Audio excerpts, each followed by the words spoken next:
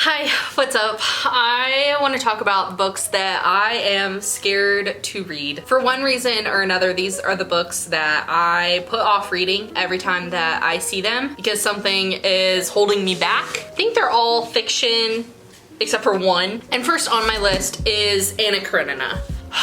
Obviously, this book is a chunk, and that is a big reason why a lot of people, I would say, are afraid to read it or would guess that I'm afraid to read it.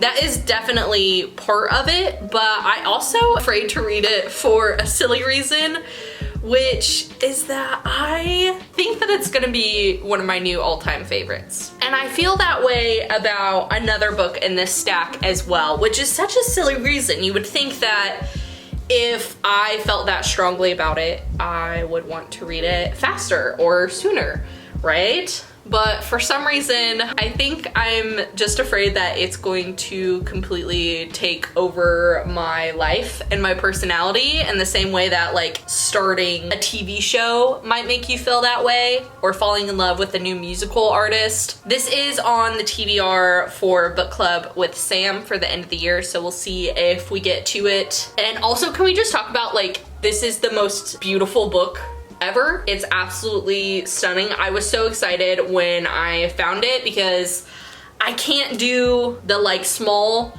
prints of books, but especially of classics. I want to be able to like flop them open, you know? And this is something that I'll be happy to have and mark up and then keep for forever, whether or not it ends up being one of my favorites. The other book that I haven't read for that same reason is Rebecca by Daphne du Maurier. I do have the movie tie-in because, to be honest, I liked this copy better than anything else that I found. And I've started it 2 or 3 times. And I read the first couple chapters and I loved everything that I read. You know that I love a haunted house story. This has the appeal of every book that I have fallen in love with in the last 2 years.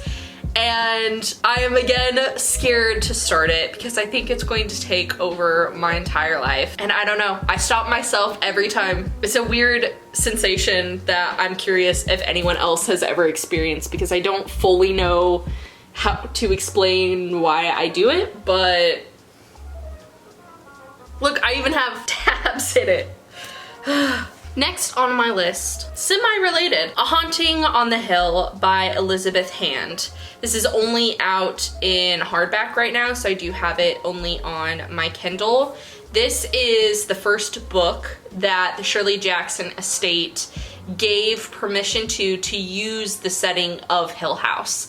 So this is supposed to take place in the same Hill House that is in The Haunting of Hill House by Shirley Jackson, and they gave her permission to do this. And that makes me think that I should love it, and I think it worries me even more that I might not. It gives me really high expectations for something that is one of my favorite books of all time, so I don't know that anything could ever match the expectations that I have from that. I look forward to reading it someday, but until then, I will be scared of it. The other books that I have on my Kindle that fall into this category are the rest of the Ripley series. I've talked about it quite often, but the Ripley series by Patricia Highsmith has become one of my favorites, especially the first book, The Talented Mr. Ripley. And I'm not a huge series reader. Usually I read standalone books. And so I'm not quite used to the feeling of being worried about like how the story is gonna end up, which is so silly because I felt that way before I read the second book, and then the second book was just as spectacular as the first. And I think that I just need to have more trust in Ms. Highsmith because she has yet to let me down. But the other reason for being scared to read it is I don't want to finish them. And this is something that I do a lot and I've talked about in some of my other videos, is like I'm scared to finish the series because even though that means that yes, I could reread them, of course, and I will, that also means that there's not anything new to come as Patricia Highsmith has passed away and the story has ended. And so that makes me hesitant to speed read through any of them or to read them all right in a row. I'm trying to space them out and choose to read them deliberately instead of getting too excited about them. A modern classic, House of Leaves by Mark Z. Danielewski, is supposed to be the scariest book that you'll ever read. This feels right up my alley. It's a haunted house story. It uses mixed media to tell the story, and I'm so excited to get into it one day. But so many people have said that this is the scariest book that they've ever read that I can't help but assume that it is going to scare me. And also, I am just so intimidated by how you have to read this book. I feel like it has to be confusing at times because of how it's laid out, and it's big, and that process has scared me off so far. The only nonfiction book on this list is The Body Keeps the Score,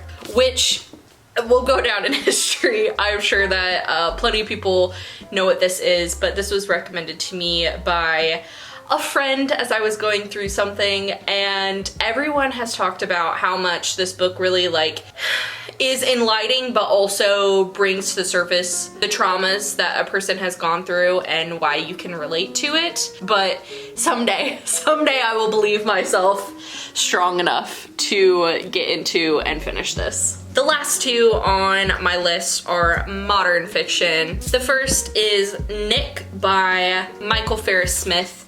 This came out in 2021, I believe. Yes, 2021, and is a retelling of Nick Carraway, the narrator of The Great Gatsby's life, before the tellings of The Great Gatsby. So it's a prequel of sorts, but obviously it's not written by F. Scott Fitzgerald, and so it makes me nervous just as Gatsby is so extremely close to my heart that I'm gonna feel like someone is messing with the stories and the characters. But of course, I'm going to give it a try, but I don't know. I don't know if anyone else besides F. Scott Fitzgerald should be able to write Nick Carraway, you know? And last, but certainly not least, is something that anyone on Book Talk should recognize, and that is A Little Life. I have just heard over and over and over and over again how this is the most traumatic book that anyone has ever read and how sad and depressing it is. And while that is usually my cup of tea, it still just makes me incredibly nervous, as well as the fact that it's a chunk. So this is the only one that I have to finish for my TBR challenge. So this will be done probably within the year and might be the first of these that I'll have read. So wish me the best of luck.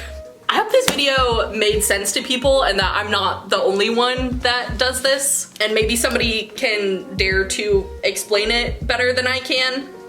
But until then, I'll just continue to put them back on my shelf and stare at them and let them make me nervous.